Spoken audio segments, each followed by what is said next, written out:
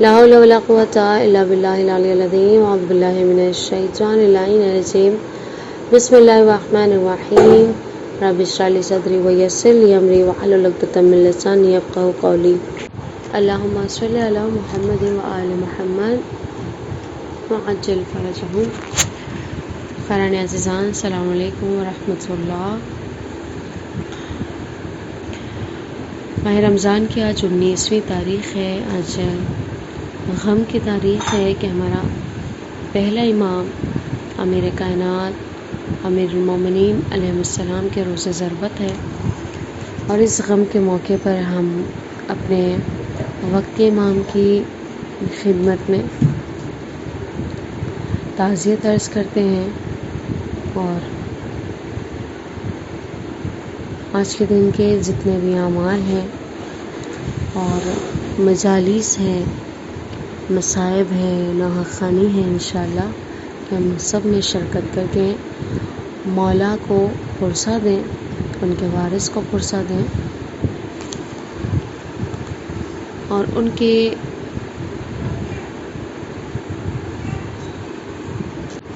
ظہور کی دعا کریں کہ بإذن پروردگار بحق معصومین علیہ السلام امام کا جلد از جلد ظہور ہو، تاکہ وہ اپنے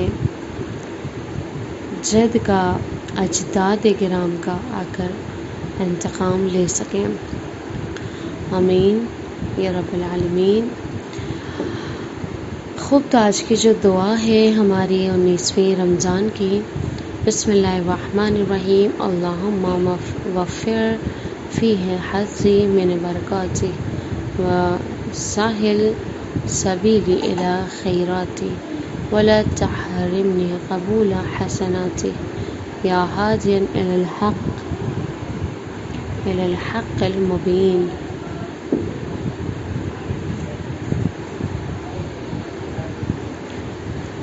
خدایا آج کے دن اس ماہ کی برکتوں کو میرے نصیب میں زیادہ قرار دے اور میری راہ کو آسان کر دے. اس ماہ کی نیکیوں تک پہنچنے کے لیے اور مجھے محروم نہ رکھ اس ماہ کی نیکیوں کے قبول کرنے سے. اے روشن حق کی طرف ہدایت کرنے والے خدا، اس دعا کے جو اہم مطالب ہیں، جس کے درخواست اللہ کی بارگاہ میں بندہ کر رہا ہے، ماہ رمضان کی برکتوں سے زیادہ فیضیاب ہونے کی دعا، ماہ رمضان کی نیکیوں کی طرف آگے بڑھنے کی راہ کو آسان قرار دینے کی دعا، اور نیکیوں کو قبول کر کے محروم نہ رکھنے کی دعا. پہلا فقرہ جو ہم نے پڑھا، اللہم وفر فیہ حظی من برکاتی. وفر کا کیا معنی ہے؟ یعنی کامل کر اور زیادہ کر. حظی کا معنی ہے نصیب اور فیضیابی کے.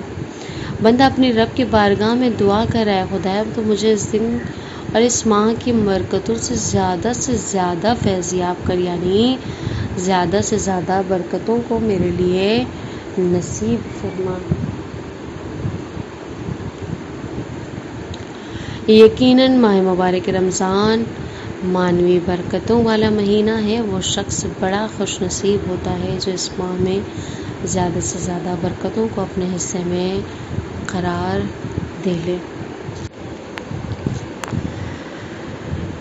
تاریخ میں مثلا جو پچھلی تاریخیں گزری ہیں، اس میں ہم نے پڑھا برکات کا ذکر، جو ہم نے وہاں پر پڑھا تھا کہ جس کے ذیل میں برکت کا معنی مفہوم کے بعد یہ چیزیں بتائی گئی تھیں کہ برکت ایک خیر الہی ہے جو ہر چیز کی ظرفیت اور کی استعداد کے اعتبار سے اس چیز میں پوشیدہ ہے. جیسے کہ نسل میں برکت یعنی نسل کا باقی اور جاری رہنا، ٹھیک ہے، اس کا قطع نہ ہونا.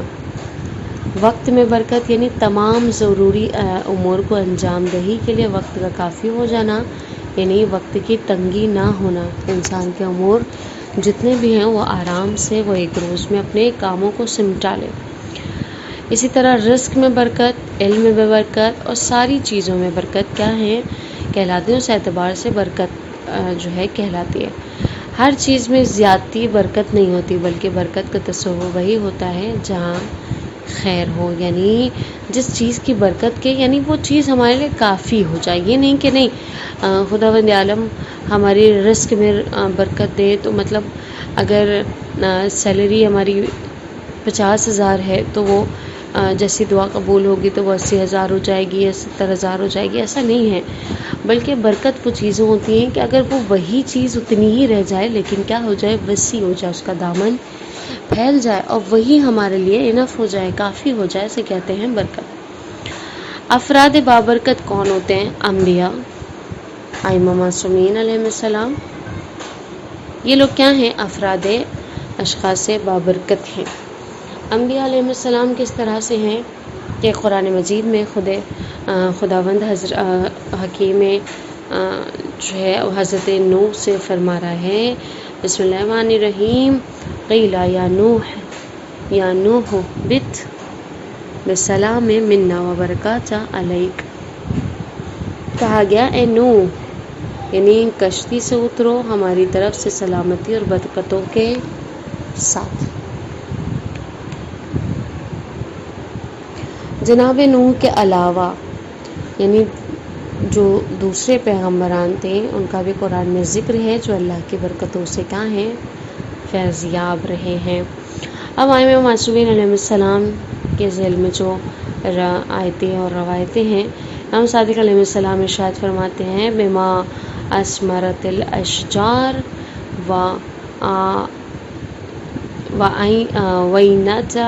وینعت الثمار وجرت الانہار وبنا ینزل غیث السماء وینبت عشب الارض، ہمارے وجود کی برکت سے درخت ثمردار ہوتے ہیں، نہریں جاری ہوتی ہیں، آسمان سے پانی برستا ہے،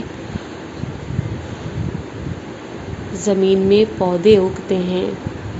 یعنی یہ جو برکات ہم دنیا میں دیکھ رہے ہیں وہ جو ہے وہ ائمہ معصومین علیہ السلام کی برکات کی وجہ سے ہے، ان کے وسیلے کی وجہ سے ہے۔ اگر ان کا وجود نہ ہوتا تو یہ بارش جیسی نعمت یا ہوا جیسی نعمت کے آسائشیں زندگی کی، یہ ساری سکون پرسکون زندگی ہمیں کبھی بھی میسر نہ ہوتی۔ اب کیا ہے؟ تیسرے صاحبان ایمان ہے۔ ارشاد رب العزت ہو رہا ہے، بسم اللہ الرحمن الرحیم، قیل یا نوح اہبط بسلام منا وبرکاتہ علیک وعلی امم ممن معک، کہا گیا اے نوح کشتی سے اترو ہماری طرف سے سلامتی اور برکتوں کے ساتھ، اور یہ سلامتی اور برکتیں اس قوم پر بھی ہیں جو آپ کے ساتھ ہیں۔ یعنی ظاہر بات ہے، اس چیز سے ظاہر ہے کہ جو لوگ حضرت نوح کے ساتھ ان کی کشتی میں سوار تھے وہ حضرت نوح کی پیغمبری پر ایمان لائے تھے، لہٰذا پروردگار نے انہیں کیا کیا؟ طوفان کے عذاب سے سلامت رکھا اور نعمتوں اور برکتیں انہیں عطا کی۔ یعنی انبیاء و ائمہ صاحبان ایمان یہ وہ ہیں جو ہمیشہ برکتوں کا نزول جن کی وجہ سے ہوتا رہتا ہے، لہٰذا جو بھی ان کے راہ پر آگے بڑھتا رہے گا اس پر اللہ کی رحمتوں اور برکتوں کا نزول ہوتا ہے۔ اور یاد رہے کہ برکت کے مقابل کون ہوتا ہے؟ نحوستیں ہوتی ہیں، کہ جس کا معنی ہے کہ اللہ کی نعمت اور برکتوں کا منقطع ہو جانا نحوست کہلاتی ہے۔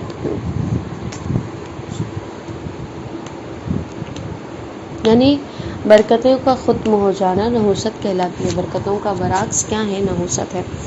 بابرکت چیزیں کیا ہیں؟ قرآن مجید، عقل، کعبہ، سلام، بارش، یہ ساری چیزیں کیا ہیں؟ بابرکت اشیاء ہیں۔ سب سے پہلے کیا ہے؟ قرآن مجید۔ امام صادق علیہ السلام فرماتے ہیں، البیت الذی یقرأ فی القرآن ویذکر اللہ عز وجل فیہ تکثر البرکہ، جس گھر میں بھی قرآن کریم کی تلاوت ہوتی ہے خداوند کریم اس گھر میں بے شمار برکتوں کا نزول فرماتا ہے۔ عقل بابرکت چیز ہے، یعنی امام صادق علیہ السلام فرماتے ہیں، لا غنی مثل العقل، عقل کی طرح کوئی بھی چیز پر خیر و برکت نہیں ہے۔ کعبہ قرآن کریم میں ارشاد ہوتا ہے ان اول بیت وضع للناس للذین ببکۃ مبارکا وہدی للعالمین وہدی للعالمین، بے شک سب سے پہلا گھر جو لوگوں کے لیے بنایا گیا وہ مکے میں ہے اور ہے مبارک ہے، عالمین کے لیے سبب ہدایت ہے۔ یہی سلام ارشاد الہی ہے، فَإِذَا دَخَلْتُمْ بُيُوتًا فَسَلِّمُوا عَلَىٰ أَنفُسِكُمْ تَحِيَّةً مِّنْ عِندِ اللَّهِ مُبَارَكًا طَيِّبًا، جب گھروں میں داخل ہو تو پس اپنے اوپر سلام کرو، اللہ کی طرف سے نہایت ہی بابرکت اور پاکیزہ تحفہ ہے۔ یعنی یہ جو سلام کرنے کا وتیرہ ہے یہ بھی کیا ہے؟ برکتوں کے وسیلے ہیں، اس سے خدا اس فعل کو پسند کرتا ہے۔ بارش کیا ہے؟ رحمت پروردگار، برکت پروردگار ہے۔ ہم نے آسمان سے بابرکت پانی نازل کیا، پھر اس سے باغات اور کھیتی کا غلہ لگایا ہے۔ ان کے علاوہ اور بھی بہت ساری چیزوں کا شمار ہے کہ جو روایتوں میں بابرکت قرار دی گئی ہیں۔ یہ تمام چیزیں بابرکت ہیں اگر انسان چاہتا ہے کہ وہ اللہ کی برکتوں سے بہرہ مند ہو، اور جن لوگوں پر اللہ کی رحمتوں اور نعمتوں اور برکتوں کا نزول ہو ان کی راہ پر چلنا چاہیے۔ یہ وہ فطرت بشر کی تمنا ہے جسے اللہ نے ہماری دعا کی شکل میں سورہ حمد کا حصہ قرار دیا کہ ہم جب سورہ حمد کی تلاوت کرتے ہیں، ہم اس آیت پر پہنچتے ہیں جہاں پر ذکر ہے بسم اللہ الرحمن الرحیم اہدنا الصراط المستقیم صراط الذین انعمت علیہم، ہمیں سیدھے راستے کی ہدایت فرما، جو ان لوگوں کا راستہ جن پر تو نے نعمتیں نازل کی ہیں۔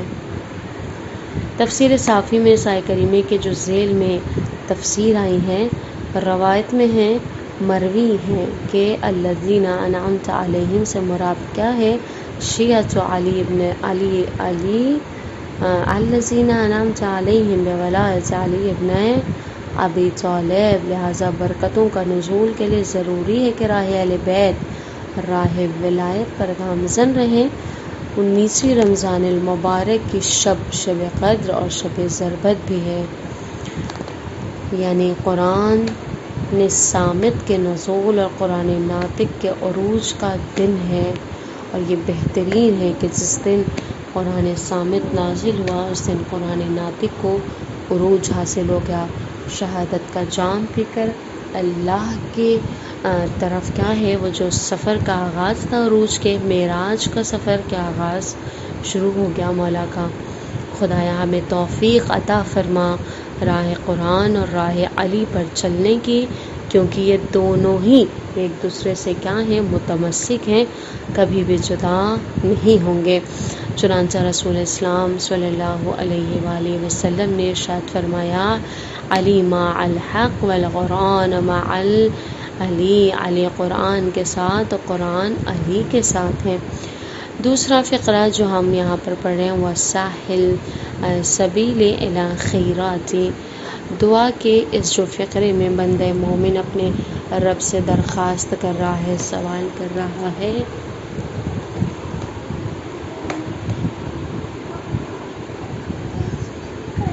خدایا میری راہ کو آسان فرما، اس ماہ کی نیکیوں تک پہنچنے کے لیے ہماری راہوں کو ہموار کر دے، آسان کر دے۔ خیر کی جو تعریف یہاں پر بیان کی گئی ہے وہ کیا ہے کہ اس چیز کو خیر کہتے ہیں جسے ہر کوئی پسند کرتا ہے۔ پہلے بھی ہم نے کہا کہ انسان کی فطرت میں ہے خیر کی طرف پلٹنا، خیر کی طرف رجوع کرنا، کوئی بھی شر کو پسند نہیں کرتا، یعنی انسان کی فطرت میں نہیں ہے کہ وہ کسی بھی بری چیزوں کو پسند کرے۔ مثلا صفائی ہر کوئی پسند کرتا ہے، بعض چیزیں مثلا بعض اوقات ایسا ہو سکتا ہے کہ انسان صفائی پسند کرے لیکن صفائی کرنا نہ پسند کرے، یہ الگ چیز ہے۔ خیر، تو وہ چیز کیا ہو جاتی ہے جدا، لیکن فطرتاً انسان اچھائی کو ہی پسند کرتا ہے. مثلا انسان نمازی کو پسند کرتا ہے، بے نمازی کو نہیں پسند کرتا، روزہ دار کو پسند کرتا ہے، غیر روزہ دار کو نہیں پسند کرتا.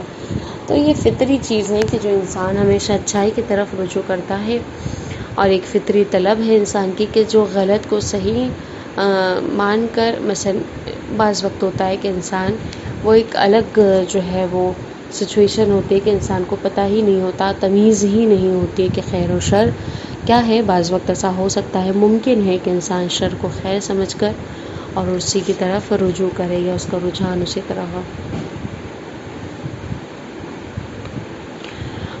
تو یہاں پر جتنی بھی یعنی ابو علی سینا نے بھی خیر کی جو یہی تعریف کی ہے کہ خیر یعنی وہ چیز کہ جس میں ہر کسی کی رغبت ہوتی ہے، عقل، عدالت، عزت، شرافت، یہ ساری چیزیں. یعنی مثالوں سے مثلا یہاں پر بات واضح ہے کہ رغبت سے مراد فطری رغبت نہیں ہے. اسلام دین فطری ہے، لہٰذا اسلام نے کبھی بھی کسی فطری طلب اور رغبت سے انسان کو نہیں روکا. اس لیے رہبانیت دنیا اور دنیا کی تمام ضرورتوں کو چھوڑ چھاڑ کر، شادی ازدواج وغیرہ کو ترک کر کے جنگلوں اور صحراؤں میں چلے جانا، مثلا سنیاس لے لینا، پہاڑوں پر چلے جانا، یہ ساری چیزیں کیا ہیں؟ تارک الدنیا بن جانا. اسلام میں کوئی جگہ نہیں ہے، یعنی اسلام کبھی بھی اس چیز کی تشویق نہیں کرتا ہے. اور اسلام کے اکثر مسائل اجتماعی زندگی سے متعلق ہے، یعنی انسان کا اجتماع میں رہنا اس کے لیے بہترین ہے، لوگوں کے درمیان میں رہنا، ان کے درمیان میں رہنے اور زندگی کرنے کے احکامات وغیرہ خود ہمارا اسلام بتاتا ہے. چنانچہ خیر سے مراد وہ چیزیں ہیں کہ جس میں انسان کی فطری طور پر رغبت ہوتی ہے اور اس کی ضد شر ہے. یعنی کوئی چیز نہیں ہے بلکہ خیر کا نہ ہونا ہی کیا ہوتا ہے؟ شر ہوتا ہے. علامہ طباطبائی فرماتے ہیں لیس الشر علم عدم الخیر، یعنی اس کی تفصیل جو ہے وہ ہم نے پہلے بھی مطلب سمجھا چکے ہیں کہ خیر کا نہ ہونا ہی شر ہونا ہے. ٹھیک ہے نا؟ سوال یہ ہے کہ جب خیر میں فطری طور پر انسان کی رغبت ہوتی ہے اور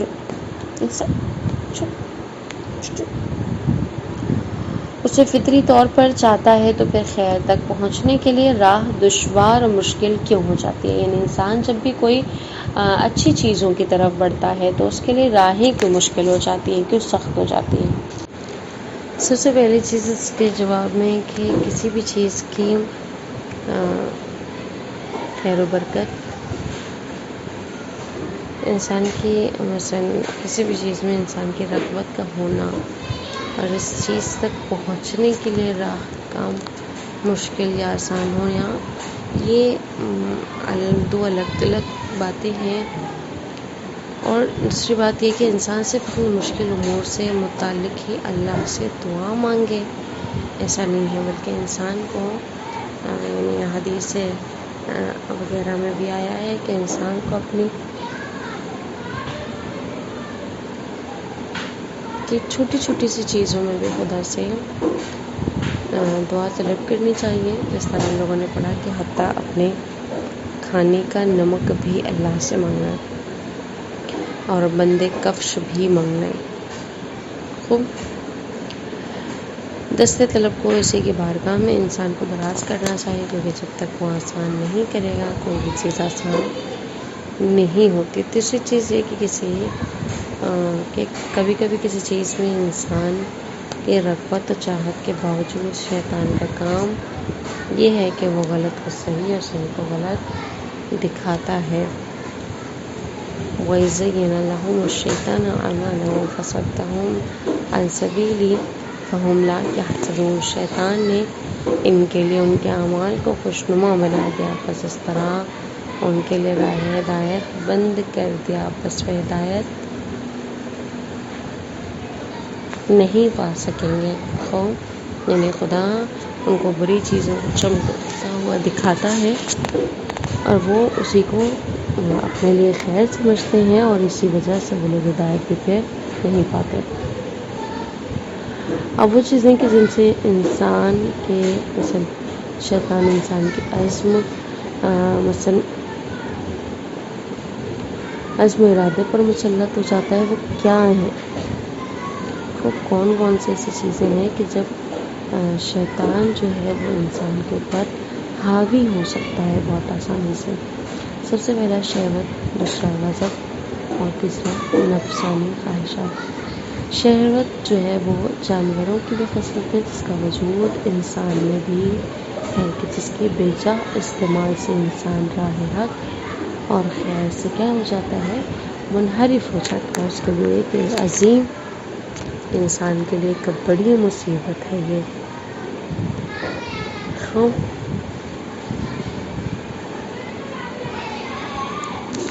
غصہ اور غضب کیا ہے؟ درندوں کی خصلت ہے جس کے عقل پر غالب آ جانے سے انسان جانوروں سے کیا ہو جاتا ہے، بدتر ہو جاتا ہے۔ سوچنے اور صلاحیت کی جو ہے وہ طاقت کھو بیٹھتا ہے، صلاحیت اس کی کھو بیٹھتا ہے۔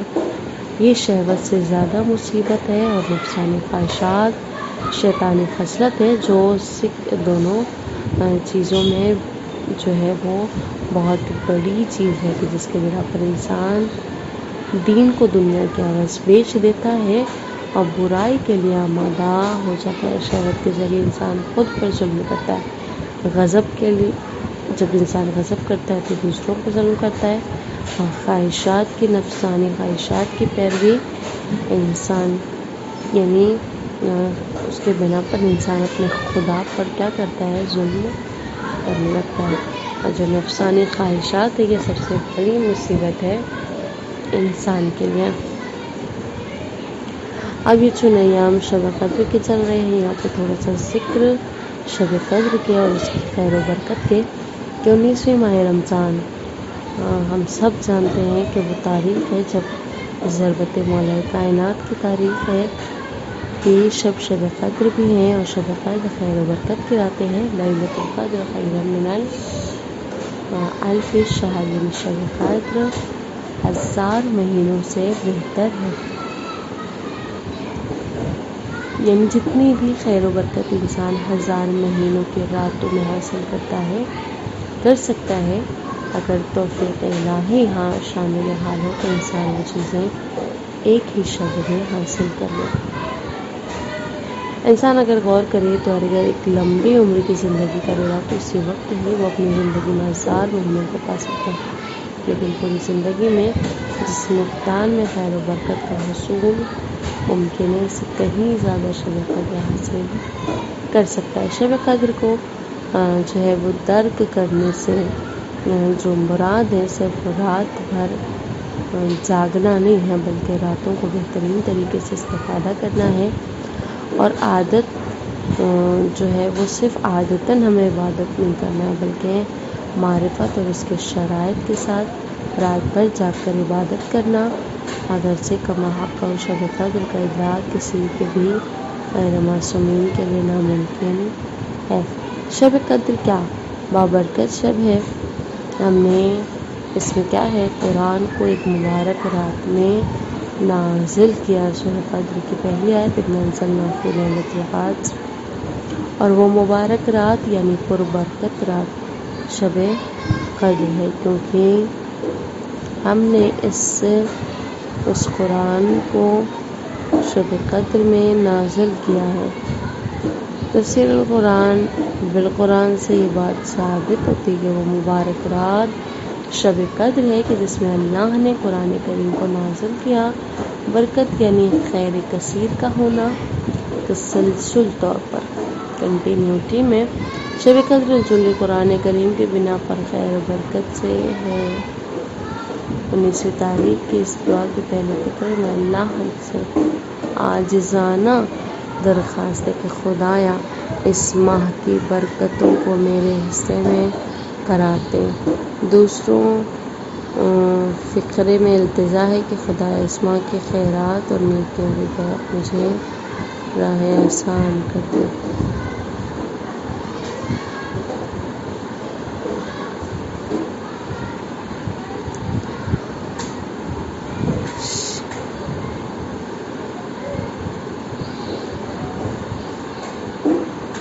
پھر ہم یہی امید ہے کہ خدایا بارگاہ الہی میں جو دستے بے دعا انسان اٹھائے وہ ہوتا ہے شب قدر، شب پر اور خیر ہے، برکت ہے۔ لہٰذا خالق کی بارگاہ میں ہم دعا کرتے ہیں کہ تجھے واسطہ اس شگافتہ سر شگافتہ کا کہ جس کے خون سے مسجد کا محراب بھر گیا اور جہاں سے فضل رب الکعبہ کی صدا بلند ہوئی اور فضا میں ایک آواز گونجی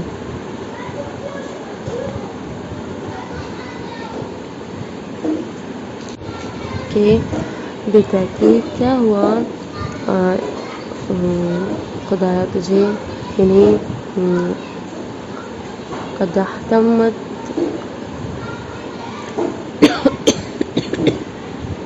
ارکان خدا، خدایا تجھے ان آوازوں کا بھی واسطہ کہ اس ماہ مبارک بالخصوص اس شب عید جو ہے خیر و برکت ہمیں محروم نہ کرنا۔ جو تیسرا فقرہ یہاں پہ پڑھنا بولا تعالی انی قبول حسناتی، خالق کائنات کی بارگاہ میں التجا کہ خدا اس ماہ کے نیکیوں کو قبول فرما اور اس سے مجھے محروم نہ کرنا۔ اب جو یہاں پہ حسنہ کی تعریف ہے، کیا ہے حسنہ؟ نیکی کو کہتے ہیں جس کی جمع کیا ہے؟ حسنہ، حسنۃ۔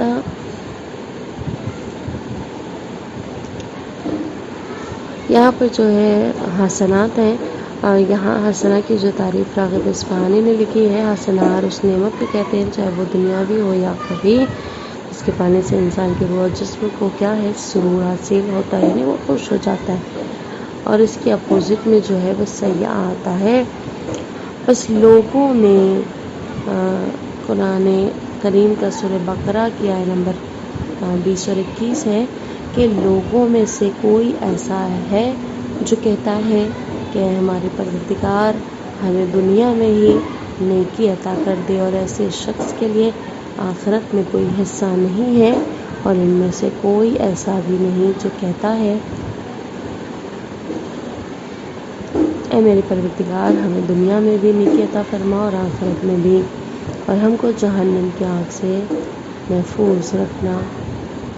ان دو آیتوں سے لوگوں کے طرز تفکر کا اندازہ پتہ چلتا ہے کہ لوگ ایسے بھی ہیں جنہیں صرف دنیا ہی کی فکر ہوتی ہے، اپنی زبان حال سے صرف اور صرف دنیا کی نعمتوں ہی کو خدا سے کیا کرتے ہیں؟ طلب کرتے ہیں، آخرت کے انہیں فکر نہیں ہوتے۔ قرآن کریم کہتا ہے ما لہ فی الآخرۃ من خلاق، ان کے لیے آخرت میں کوئی حصہ بھی نہیں ہے۔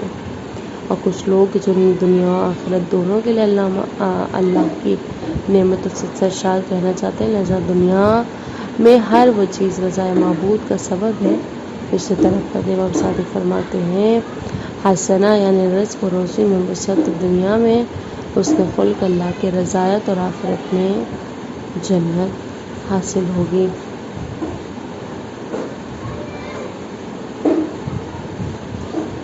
اور جب قلب کا شکار ہونا، زبان کا ذاکر ہونا، دوسروں کے ساتھ حسن خلق کے ساتھ پیش آنا مسلماً ایک نیکی و حسنہ ہے، تو ان امور کے خلوص دل سے بارگاہ خداوندی میں پیش کرے تاکہ ان کی نیکیوں کو سند قبولیت میں عطا ہو سکے۔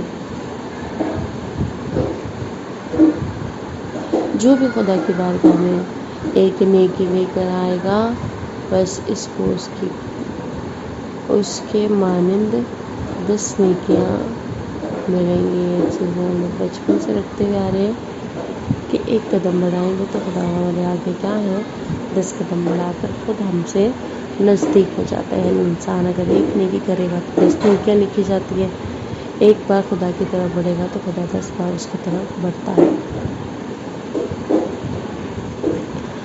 اب کہہ رہے ہیں کہ انسان کا جو مشترک معنی ہے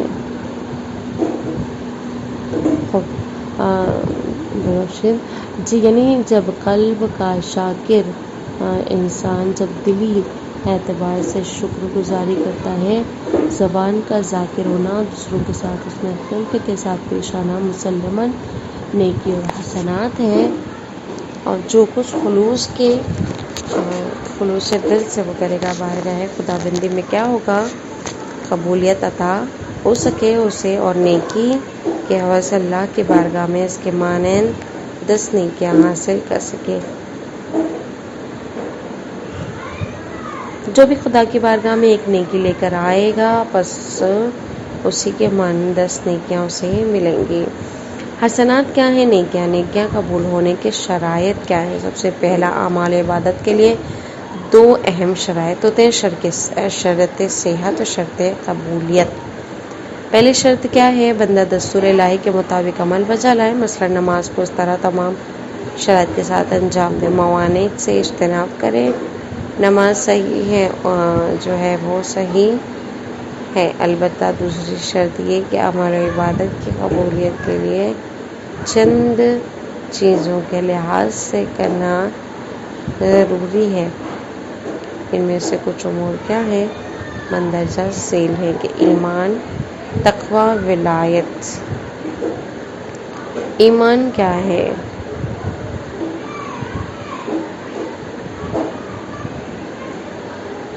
وَمَن يَكْفُرْ بِالْإِيمَانِ فَقَدْ حَبِطَ عَمَلُهُ، اور جو بھی ایمان کا منکر ہوگا بس اس کا عمل ضائع ہو جائے گا۔ آیت کریمہ سے جو ہے ہمیں صاف بات ظاہر ہوتی ہے کہ خود عمل کا نیک ہونا کافی نہیں ہے، بلکہ صاحب عمل کا با ایمان ہونا بھی کیا ہے؟ انسان کے لیے ضروری ہے، اور بغیر ایمان کے اللہ کے نزدیک کوئی بھی عمل قابل قبول نہیں۔